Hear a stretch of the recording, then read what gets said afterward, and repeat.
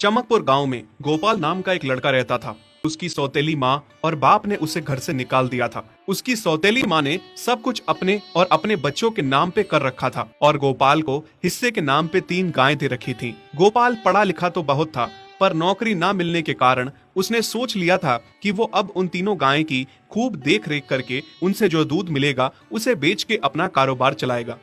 अब मैं बिल्कुल अकेला हो गया हूँ। गौ माता, तुम तीनों के अलावा मेरा अब कोई भी नहीं है। बस मेरा घर चलाने के लिए तुम तीनों को मेरी मदद करनी होगी।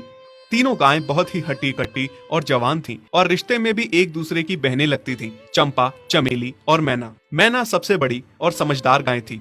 चंपा गर्भवती थी और चमेली को अभी अभी बच्चा हुआ था। वो दूध दे रही थी, जिसके दूध को बेच के गोपाल का थोड़ा बहुत घर चल रहा था। पर गोपाल को अब चंपा और मैना पे पूरा भरोसा था कि जब उनका बच्चा हो जाएगा तो वो खूब दूध देने लगेंगी और जिससे उसका कारोबार अच्छे से सेट हो जाएगा। देखा चमेली बहन, हमारे मालिक को कितनी उम्मीदें हैं हम तीनों से। हाँ चंपा, सुना मैंने, मालिक ने हमसे कितनी सारी उम्मीदें लगा रखी हैं। और उम्मीद रखे भी क्यों ना, कितना समय खर्च करते हैं मालिक हम पे और कितनी सेवा करते हैं हमारी, कितना खिलाते पिलाते हैं हमें। और फिर हम मालिक की उम्मीदों पे खरा ना उतरेंगी तो धिक्कार है हमारी जिंदगी पर। सही कह रही हो बहन तुम। चलो हम तो मालिक के लिए कुछ ना कुछ कर ही लेंगे। तुमने बच्चा दे दिया है, दूध भी दे रही हो, मैं भी गर्भवती हूँ। थोड़े दिनों में मैं भी बच्चे को जन्म दे दूंगी, फिर दूध भी देने लगूंगी। लेकिन इस मैना दीदी को देखो, हम दोनों से बड़ी हैं, एक बार भी बच्चा ना दे पाई आज तक। क्या इसका फर्ज नहीं बनता मालिक के लिए कुछ? ये तो बड़ी हैं, हमसे ज्यादा इसको मालिक के लिए करना चाहिए था, लेकिन हम छोटी होकर इतना सोच रहे हैं। तुम दोनों ऐसा क्यों कह रही हो? क्या गलत कह रहे हैं हम? सही तो कह रहे हैं। कितने सालों से बांझ पड़ी हो तुम। ऐसा कैसे कह सकती हो तुम? बच्चा देना ना देना मेरे हाथ में थोड़े ना है। मैं भी तो माँ बनना चाहती हूँ ना। मैं भी चाहती हूँ कि दूध दूँ और मालिक को मेरे दूध से कुछ फायदा हो। अरे तुम क्या बच्चा दोगी जो इतने सालों से नहीं दे पाई? तुम ये ख्वाब लेना बंद करो कि तुम बच्चा दोगी और तुम्हारे दूध से मालिक को कोई फायदा होगा।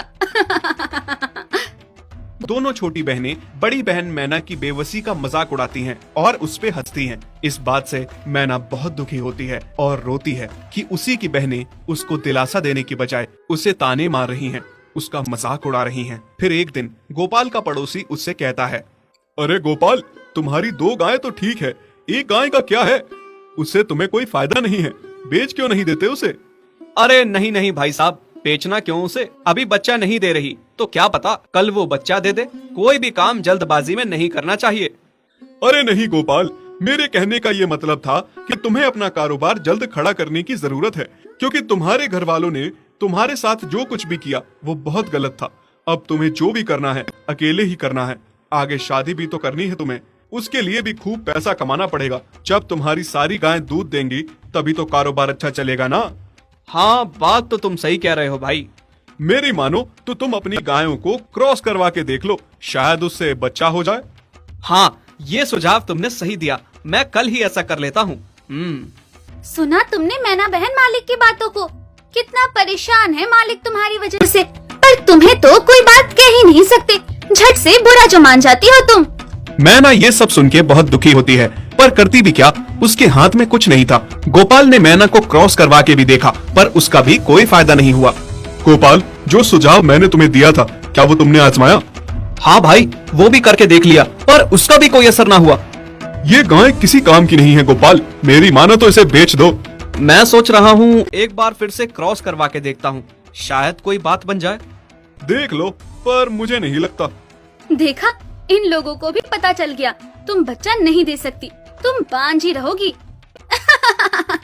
सही कह रही हो तुम दीदी, इतने जतन करने के बाद भी बच्चा नहीं हो रहा तो अब क्या होगा?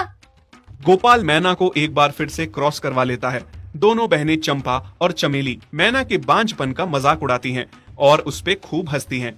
फिर एक दिन मैना चमेली के बच्चे के साथ खेल रही थी कि तभी चंपा देख लेती है। हाँ देख तो चमेली दीदी, ये मैना दीदी तेरे बच्चे के साथ क्या कर रही है? मुझे समझ में नहीं आ रहा, तू इस बांझ के साथ अपने बच्चे को कैसे छोड़ सकती है? जब मेरा बच्चा आ जाएगा मैं